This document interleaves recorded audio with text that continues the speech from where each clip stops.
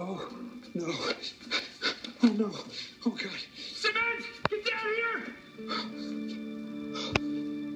Oh, God. Hang on. Just hang on. Okay. Oh, God. She's been shot. Keep her upright. I got no pulse. She's lost too much blood. Put her in there. Do you even know what this thing is? It's a hyperbaric chamber, and I said put her in there, now. Okay. All right, let's go.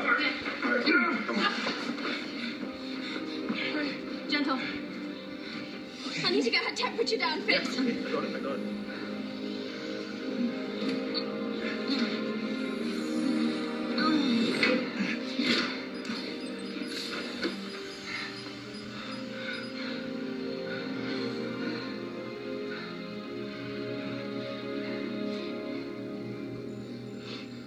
Temperature's dropping. Pressure stabilizing.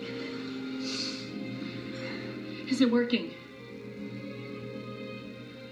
Is it working?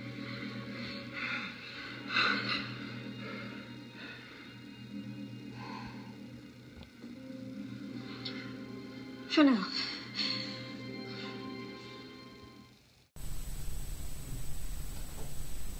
So, today we are discussing a scene in Marvel's Agents of S.H.I.E.L.D., where one of the characters, Skye, gets shot twice. Soon after, is put in a hyperbaric chamber to help keep her stabilized and alive long enough to get her to a hospital. Question is it realistic? Would it have helped her at all? And what is a hyperbaric chamber, and how does it work? Well, how about we start with what a hyperbaric chamber is?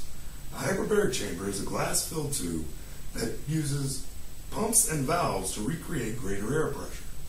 Pure oxygen for hyperbaric oxygen therapy or other saturated gas mixtures may also be pumped into a hyperbaric chamber for medical purposes. They are most commonly used for scuba divers to help get rid of the bends. The higher pressure mimics pressure underwater so that the nitrogen air bubbles can compress and come out of the blood like they're supposed to. There are two types of hyperbaric chambers. There is the enlarged glass-filled tube that can fit one person, or a therapy room that has been pressurized 3 times normal normobaric pressure. The show only used the chamber and put Skye in it. Question is, was it filled with pure oxygen or just highly pressurized air? The show doesn't really say. Hyperbaric oxygen chambers, I believe, could have definitely helped keep Skye alive longer for many reasons. They can increase the amount of oxygen shells carried throughout the bloodstream. These chambers help anemics, and if someone has been shot, they have typically lost a lot of blood.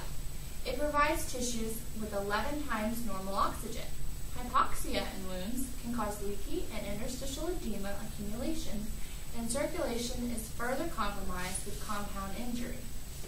HbO2, or hyperbaric oxygen, provides the oxygen needed to stimulate and support wound healing. There are vasoconstrictive effects like reduction of edema and hyperoxygenation of ischemic tissue, upregulation of growth factors, antibacterial effects, and downregulation of inflammatory cytokines. As with any open wound, there is a risk of deadly infection. HbO2 can combat clinical infection by acting directly on anaerobic bacteria, enhancing leukocytes and macrophage, actively and potentiating the effects of antibiotics. Oxygen is the key to the phagocytosis and killing of bacteria by neutrophils. So, all of these contributions of hyperbaric oxygen sound like they could have really helped Skye or someone like her. But how? Since it helps combat clinical infection, it helps her tissue stay alive and infection not spreading to other vital organs. The pressurized oxygen helps set off wound healing faster and oxygenates her damaged tissue, which helps in the healing process. Typically, under normal pressure, wound areas experience hypoxia and loss of blood. The HbO2 helps counteract that and counteract edemas that may start appearing in the interstitial fluid. So, we are in agreement that a hyperbaric chamber could have helped her make it to the hospital. It could have helped her body start to heal faster, although it wasn't quite enough. Hyperbaric chambers aren't miracle workers. The damage done to her intestines were too extensive, and they had to use alien blood medicine to save her.